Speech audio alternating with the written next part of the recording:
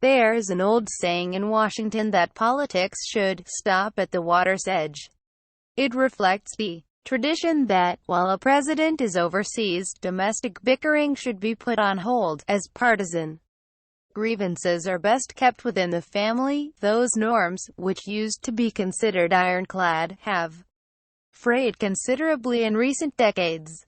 Leave it to Donald Trump, however, to throw kerosene on whatever remains and dance around the ashes. In a 3-minute exchange with reporters in Warsaw, Mr. Trump aired a wide range of his usual grievances against the U.S. media, his presidential predecessor, and the U.S. intelligence community.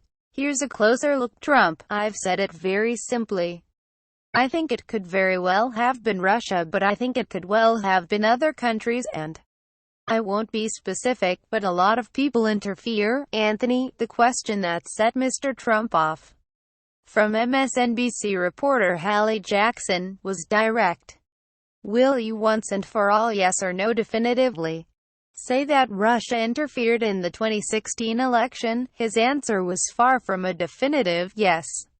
Instead, he engaged in several paragraphs worth of water muddying along the lines of past remarks, where he has suggested the Chinese or some 400-pound person sitting in bed could be the true culprit behind the email hacks of top Democratic officials in 2016. Trump: Barack Obama, when he found out about this in terms of if it was Russia, found out about it in August. Now the election was in November. That's a lot of time he did nothing about it. Anthony: According to the Washington Post article that detailed the extent of the information available to Mr. Obama at the time, including that Russian President Vladimir Putin had directly ordered election meddling, the then president took several steps. In September, he directly warned Mr. Putin face-to-face to stop Russian cyber activities in the U.S. He directed his intelligence officials to reach out to congressional leadership, although the Republicans were reluctant to participate in any bipartisan call for action. He also informed state governments to ensure that their electoral systems were secure. Trump: They say he choked.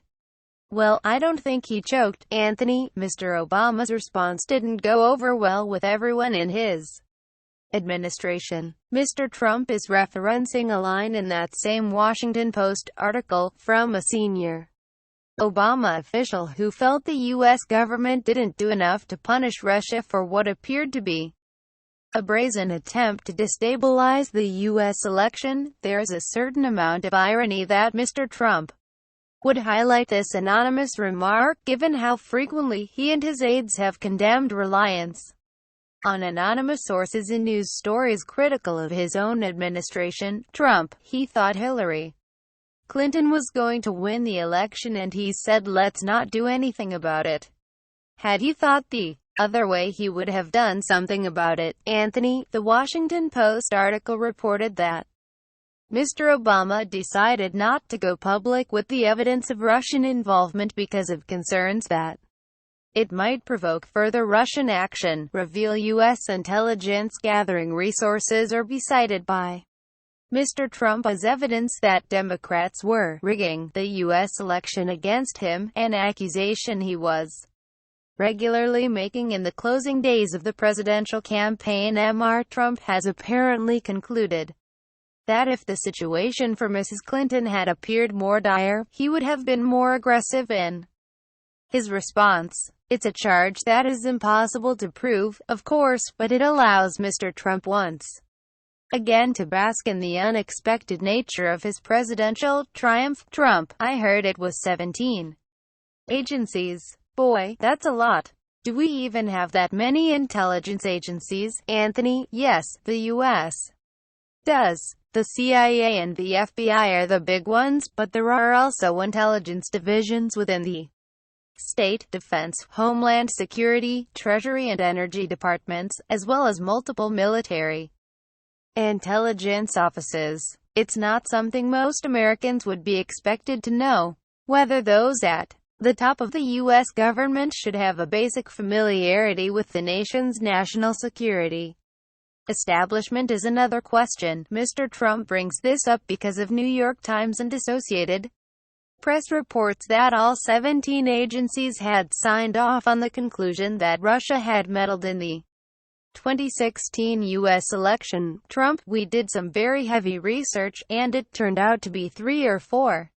It wasn't 17, and many of your compatriots had to change their reporting, and they had to apologize, and they had to correct." Anthony: "It seems like it wouldn't take too much heavy research for the administration to discover the findings of its own intelligence apparatus, but the president is correct that the New York Times and Associated Press have corrected their initial reports. The assessment that Russia interfered in the 2016 election was the result of efforts by the Federal Bureau of Investigation, Central Intelligence Agency and National Security Agency, and published in a report by the Office of the Director of National Intelligence, which represents all U.S.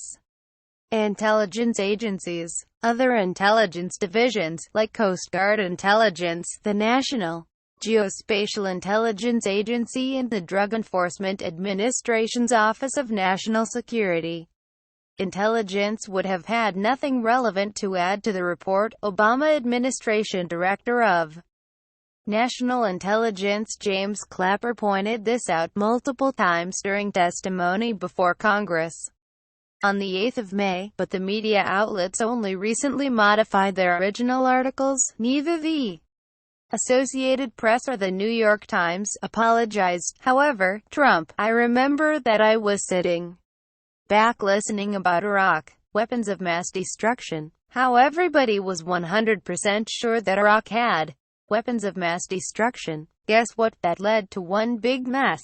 They were wrong." Anthony: "During the Republican primary campaign, Mr. Trump frequently criticized George W. Bush and members of his administration for launching the Iraq War based on the faulty conclusion that Saddam Hussein was pursuing a chemical, biological or nuclear weapons program.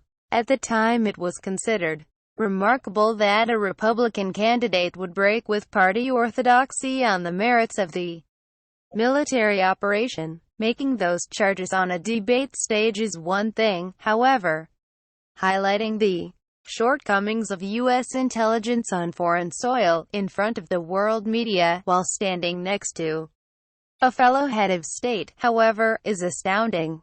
Trump: "I think what CNN did was unfortunate for them. As you know now, they have some pretty serious problems. They have been fake news for a long time. They've been covering me in a very dishonest way. Do you have that also, Mr. President?" Anthony: "It was probably inevitable that Mr. Trump would be asked to comment about Sunday's CNN wrestling tweet, and he took the opportunity to take another swipe at the U.S. cable news network. What makes this time different, of course, was the president's aside to the Polish leader, who has been accused of cracking down on his own nation's free press. He recently blocked adversarial reporters from covering Parliament and in January 2016 fired the executives of the nation's public radio and television networks, replacing them with individuals more friendly to the government. Such an action is well outside of the power of a U.S. president, but the New York Times did note that Mr. Trump isn't without his own leverage over CNN, as his administration is currently reviewing whether to let the network's parent company, Time Warner, merge with telecommunications giant AT. Analysts say there is little to stop the deal from moving forward. The president's animus toward CNN remains a wild card. The paper reports: Trump: "NBC equally as bad, despite the fact that I made them a fortune with The Apprentice, but they forgot that." Anthony: "NBC News officials will likely howl at the insinuation that their coverage could ever be influenced by commercial considerations of their network, even if The Apprentice, at least early in its 14th-season run, was a ratings success." Donald Trump didn't make out too badly from his involvement with his reality television show either. According to campaign disclosures, he earned more than $213 million from the program, and the visibility he received from being portrayed as a take-charge executive once a week on primetime commercial television, that, as they say, was priceless.